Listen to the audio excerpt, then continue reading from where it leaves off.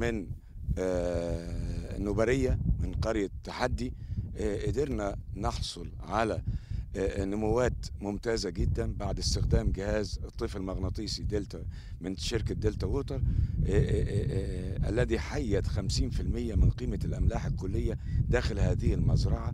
معنا المهندس أحمد مسوق لأجهزة دلتا ووتر في النوبرية. عرفنا بنفسك يا باشمهندس. المهندس أحمد سعيد. أهلا وسهلا. أهلا بحضرتك.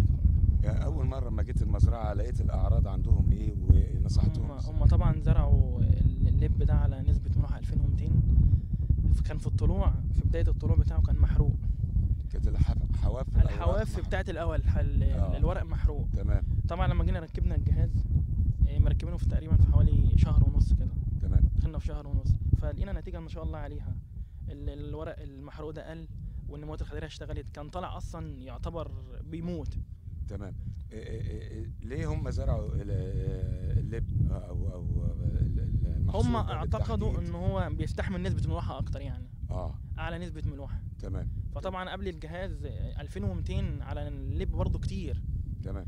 لما جيت هنا المزرعة يوم التركيب وقبل التركيب ببص على النموات الخضرية اللي كانت طالعة كلها محروقة.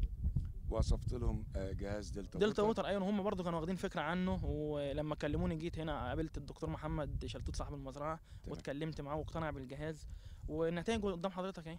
ما شاء الله، لا حول ولا قوة الا بالله. ناس عندها قدرة من التحدي وانها تستطيع زراعة ارض مصر لتأمين الامن الغذائي المصري والوطني العربي. هنا بنقول عندنا 2400 جزء في مليون، قدرنا نحولهم ل 1200 جزء في مليون ونزرع بيهم، والنتائج بتقول نموات خضرية ممتازة، براعم جديدة، أوراق بحجم طيب، لون ممتاز للكلوروفيل. إذن مصانع غذائية جيدة لنمو جدري جيد ومحصول مبشر بإذن الله تعالى بالخير. تحب توصل رسالة إيه لكل مزارع عنده ملوحة؟ بتمنى ان هم كله يستخدم التكنولوجيا، ودلتا ووتر ما شاء الله محققه نتائج حلوه قوي. تمام. اذا دلتا ووتر مقترنه بالتكنولوجي، وده اعلى انتاجيه وصلنا لها النهارده بفضل الله تعالى. شكرا جزيلا، وقافله دلتا ووتر معاكم باذن الله. شكرا.